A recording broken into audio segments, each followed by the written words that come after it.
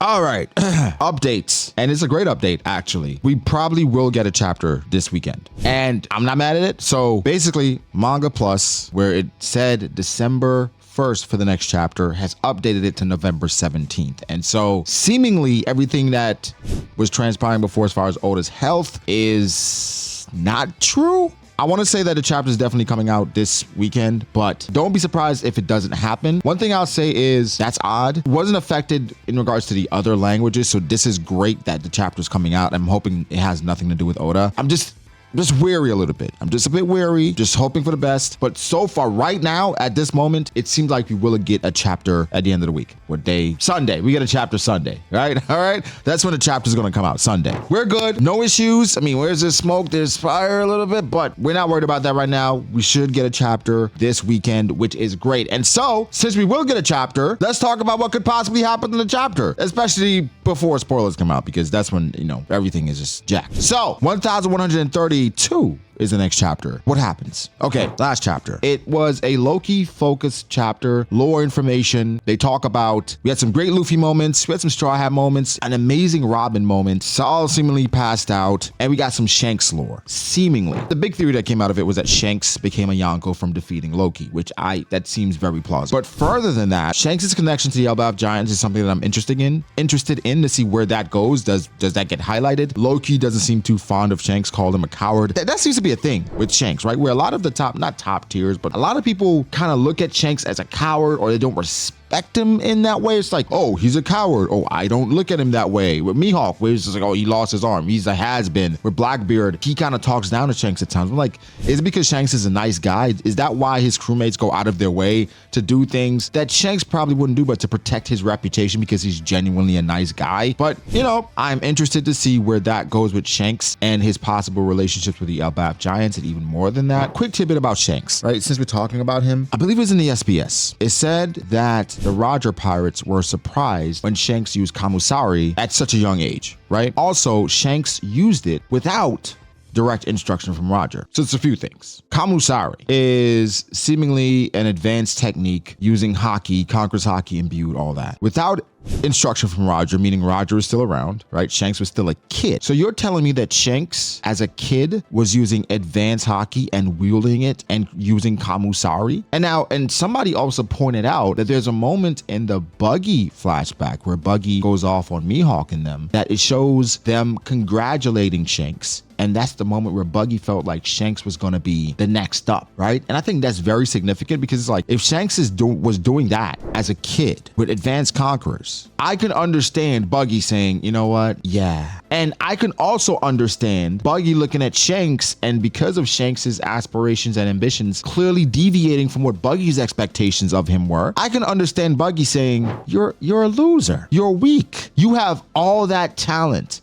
where you can use Kamusari as a kid. I don't even have any type of haki. You're using haki as a kid, and you're not chasing after the One Piece. You're not chasing after in Roger's shadow, after Roger's goal. You're not doing. What is wrong with you, Shanks? So I thought that was really neat how the community kind of put those things together. Shanks using Kamusari as a kid, just off of that statement that Oda said. Shanks using Kamusari as a kid, seeing that moment with Buggy where Buggy basically proclaimed Shanks as the next Pirate King, and saying, yo, that's probably what Shanks did. And I think that's uber impressive, but also Mihawk gets props as well here. I know. I don't like connecting the two because it feels cheap. But the fact that Shanks could do all that, and he fought Mihawk after he left the Roger Pirates, right? Because he became famous from fighting Mihawk. He did that as a kid. And of course, Whitebeard talked about their duels. Translation, whatever, one says duels, whatever. They fought. The one that recently was confirmed is that they had a duel that was legendary and that it rang through the new world. Let's say it's a duel. The duel that they had was that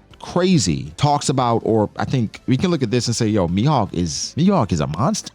Like, him being the world's strongest swordsman is no accident. If Shanks is doing that as a kid, and Mihawk is slightly older, but he's competing with Mihawk, or not even beating Mihawk, right? Just a quick tangent, something I thought of. But 1132, I think we definitely focus more on Loki. I think we have a moment here for interesting conflict with Usopp and Luffy. For instance, Usopp is for the Elbaf Giants, right? 1000%. Hiruden, Dorian Brogy, he is with them 1000%. If Luffy then lets Loki go because, well, on a whim, and he just, he feels like he can stop Loki at any time, that could create conflict and a schism within not only the Elbaf Giants with Hiruden and his people, but also Usopp and his allegiance and Luffy's allegiance. Now, Luffy's not allying with Loki, but he's doing something that's seemingly taboo. He was there for 6 years, held down, right? He was subdued, and he was put there for 6 years with his weapon. And at this point, for Loki, if Luffy lets him go, that could spell problems for so many different people. And I think we may start to explore that because Luffy's casual around Loki, so that may go somewhere.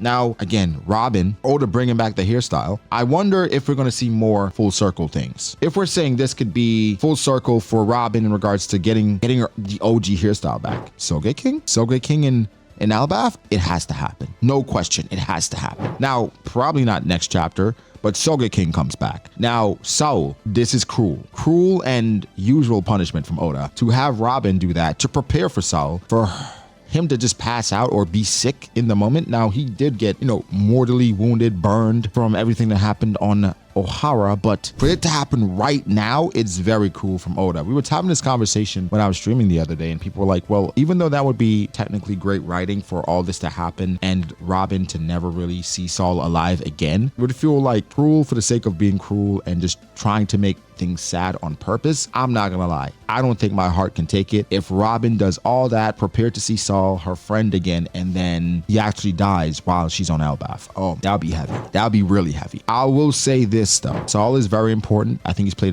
played a major role in regards to the recovery of the books, the library that exists in Elbaf, all the ancient history, the Void Century. These things are going to be important going forward, and Saul was the main person, the main contributor to make sure that these things were preserved. So he's fulfilled his role. There's a part of me, I need that. I need that reunion. It's like Luffy and Shanks, and that's why I wasn't too mad about Kuma and Bonnie, even though Kuma, I thought he died, but I wasn't mad at it because those reunions, they hit home. And so if Oda doesn't give us that, Oda's in a completely different place where he's just like, I want you guys to suffer. The storyline and the plot points of Elbaf, they're still growing. They're still trying to take form. I think the main thing that, of course, we're thinking about is Loki, but I'm starting to think Loki doesn't feel like the only antagonistic force that's going to be here, right?